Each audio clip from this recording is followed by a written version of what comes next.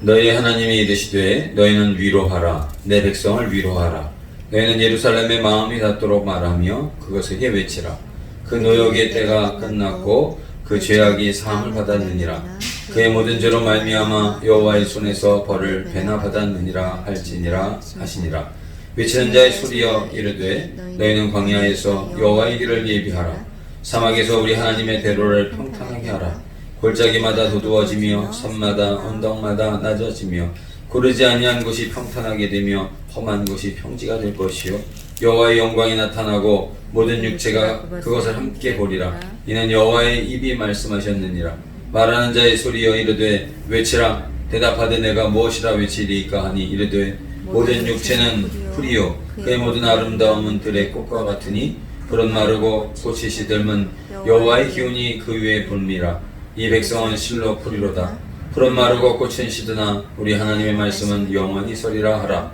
아름다운 소식을 시온에 전하는 자여 너는 높은 산에 오르라 아름다운 소식을 예루살렘에 전하는 자여 너는 힘써 소리를 높이라 두려워하지 말고 소리를 높여 유다의 성읍들에게 이르기를 너희 하나님을 보라 하라 보라 주 여호와께서 장차 강한 자로 임하실 것이요 친히 그의 팔로 다스리실 것이라 보라 상급이 그에게 있고 보응이 그의 앞에 있으며 그는 목자같이 양떼를 먹이시며 어린 양을 그 팔로 모아 품에 안으시며 젖먹이는 암컷들을 온순히 인도하시리로다. 아멘. 역사의 창조자가 누구시고 주관자가 누구시며 또 인생의 주관자가 누구신가를 아는 것은 참으로 중요한 것이라 할 수 있습니다. 아시리아가 이미 북왕국 이스라엘을 멸망시켰고 이제 바벨론이 유다를 멸망시키고 그 포로로 끌려간 그러한 상황에서 이사야 선지자는 하나님의 말씀을 받습니다. 1장에서 39장까지는 하나님께 순종하지 못했고 하나님을 떠나서 우상을 숭배했던 이스라엘 백성들을 향한 하나님의 심판의 메시지가 담겨져 있습니다. 그로 인해서 하나님의 막대기로 매를 맞고 고난을 겪었지만 하나님께서 그 고난 가운데 이스라엘을 두시는 것이 하나님께도 너무나도 안타깝고 너무나도 슬펐던 것이죠. 그래서 오늘 이사야서 40장 말씀해 보시면 고난을 마치고 이제 하나님께서 선포하시는 그 선포에 위로하라 내 백성을 위로하라 말씀하시면서 이사야를 통해서 하나님께서 주시는 선포의 메시지가 얼마나 구구절절히 우리를 향한 사랑이 담겨져 있고 이스라엘 백성들을 그 양떼를 돌아보시는 목자의 안타까운 마음이 담겨져 있는가를 우리가 보게 되는 것입니다. 다니엘 4장 말씀에 보시면 느부갓네살이 교만했습니다. 그래서 온 땅을 다 통치를 했을 때 하나님께서 그에게 꿈을 꾸게 하셨는데 그 꿈을 통해서 도저히 범상치 않은 꿈인데 그 꿈을 해석하지 못하여 다니엘을 청하게 되어집니다. 다니엘은 그 꿈이 하나님께서 교만한 느부갓네살에게 역사의 주관자가 누구이신가를 보여주는 꿈이라고 그렇게 해석을 하고 그 다음 해에 느부갓네살은 하나님께서 꾸게 하신 그 꿈대로 7년 동안 미쳐서 들에서 그렇게 이슬을 맞으면서 미치광이처럼 살아가는 7년을 보내고 난 다음에 정신이 돌아와 그제서야 정신이 돌아온 그가 다시금 자신의 그런 정권을 이어가면서 내가 최고인 줄 알고 교만했었는데 정말 역사를 주관하시는 하나님을 찬양하는 그런 회개와 고백이 담긴 그런 느부갓네살의 고백을 우리가 다니엘 4장을 통해서 볼 수가 있습니다. 그런데 오늘 40장 말씀은 더 놀랍고 놀라운 선포가 되어져 있습니다. 그것은 역사의 주관자 우리 하나님께서 아시리아도 아니고요 바벨론도 아니고 얼마나 하나님께서 유다와 이스라엘을 심판하셨을 때 마치 부모가 자녀에게 매를 때릴 때 눈물을 흘리면서 자식이 아파하는 것을 알면서도 매를 때리는 그 심정 이상으로 하나님께서는 오늘 말씀에 보시면 2절 말씀입니다. 너희는 예루살렘에 마음이 닿도록 말하며 그것에게 외치라. 그 노역의 때가 끝나고 그 죄악이 사함을 받았느니라. 그의 모든 죄로 말미암아 여호와의 손에서 벌을 배나 받았느니라 할지니라 하시니라 말씀을 하고 있는 것을 볼 수가 있습니다. 5절 말씀에 보시면 여호와의 영광이 나타나고 모든 육체가 그것을 함께 보리라.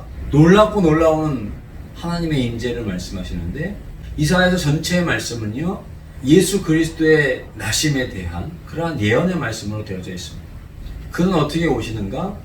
아기로 오신다는, 연약한 아기의 모습으로, 그 누구의 보살핌이 없으면, 돌봄이 없으면 살아갈 수 없는 아기의 모습으로 임하지만, 고운 순과 같이 임하지만, 그러나 이사야는 이렇게 말씀합니다.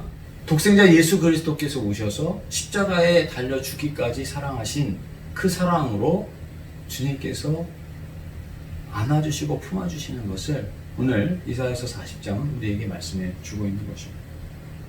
주님의 그 위로가 내 백성을 위로하라고 말씀하고 있죠. 뭐 이스라엘이 잘한 게 있습니까? 유다가 잘한 게 있는 게 아니에요. 그러나 하나님의 그 불근듯한 사랑이, 그들이 죄와 우상 가운데 있었지만 하나님은 그것을 안타깝게 여기신 거예요.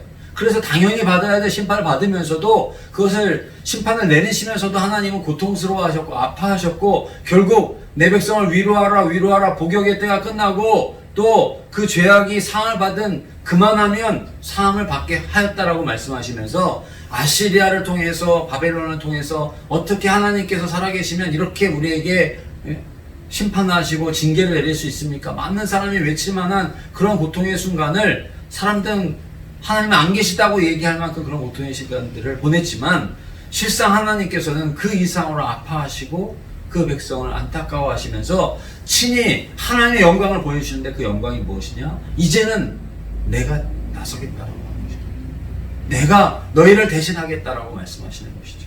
그래서 오늘 5절 말씀에 보시면 여호와의 영광이 나타나고 우리 주 예수 그리스도께서 나심을 선포하고 있는 것입니다. 꺼져가는 등불을 끄지 아니하시고 상한 갈대를 꺾지 아니하시는 우리 주님. 주님의 나심으로 말미암아 구원을 받게 된 그 은혜가 얼마나 기가 막힌 일입니까?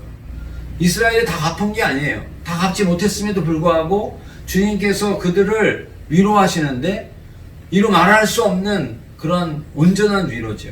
우리를 주에서 사실 뿐만 아니라 우리를 의롭게 하시고 영화롭게 하시고 하나님의 자녀가 되게 하시고 하나님의 백성이 되게 하시고 영생을 기업으로 주시는 그 온전한 위로를 주시고자 영광의 왕이 임하신다는 그런 선포를 하고 있는 것입니다.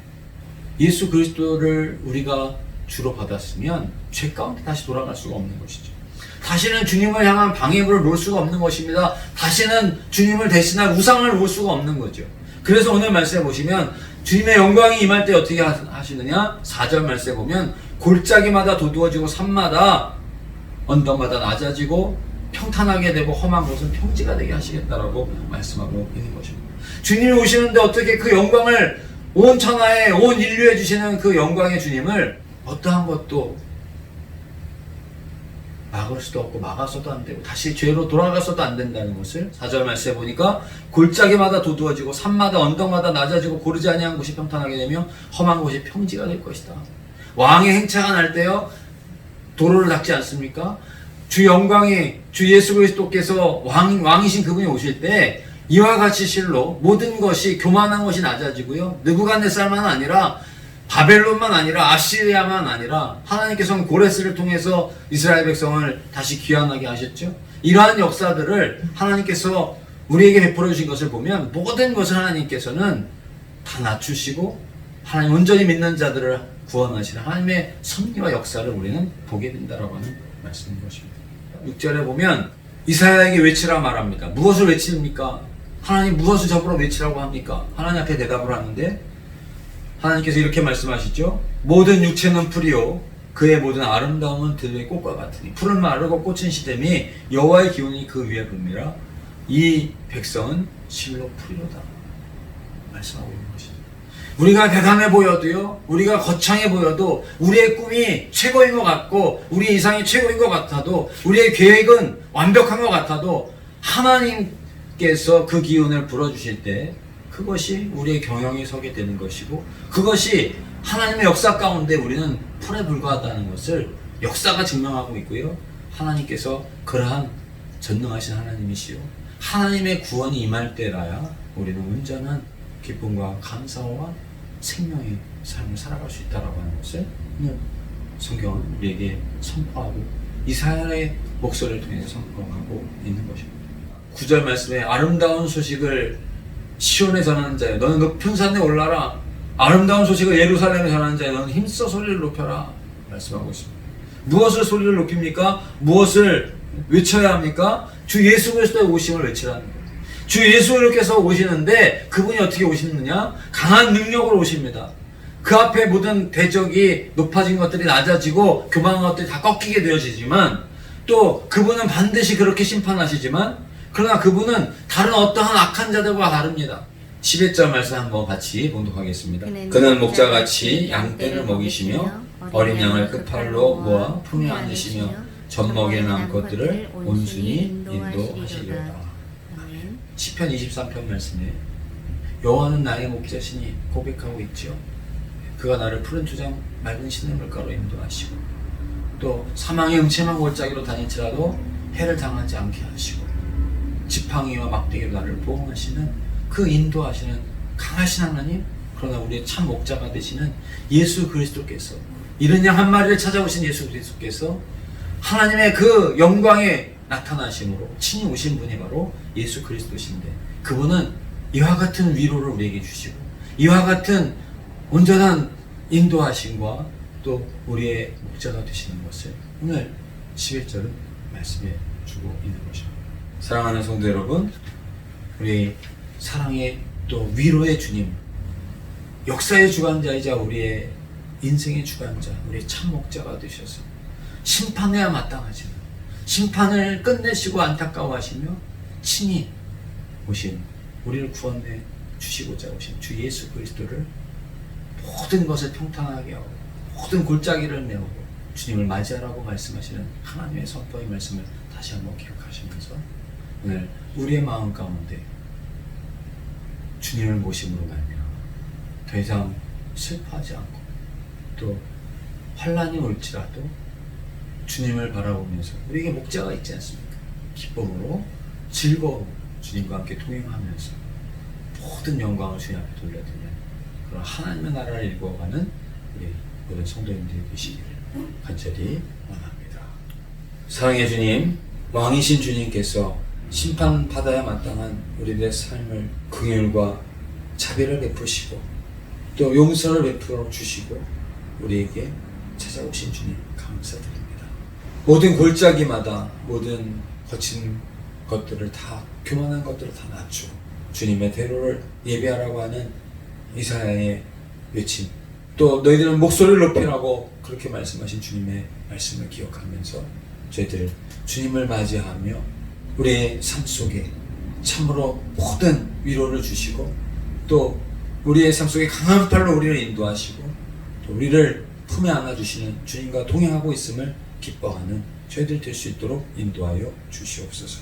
주님이 함께 하시건만 작은 고난 때문에 슬퍼하며 또 길을 잃어 헤매이며 또 우상이나 또 사탄의 유혹에 넘어가는 안타까운 그런 삶을 살지 않게 하시고 우리 주 예수 그리스도, 우리에게 오신 참 구주시요 참 보아이시고 참 생명이신 주님과 함께 하나님을 영화롭게 하는 복된 삶을 살아가는 저희들 모두가 될 수 있도록 인도하여 주시옵소서. 날마다 우리들의 순간마다 우리들의 삶 속에 동행하시는 주님을 모시고 저희들의 삶의 지경이 넓어지게 하시고 저희들의 삶이 더욱더 주님을 닮아가는 것이 되게 하시고 주님의 뜻을 행하는 그러한 삶을 살아가는 우리 모두가 될 수 있도록 인도하여 주시옵소서. 모든 것을 우리 주님께 감사드리며 예수님의 이름으로 기도드리옵나이다.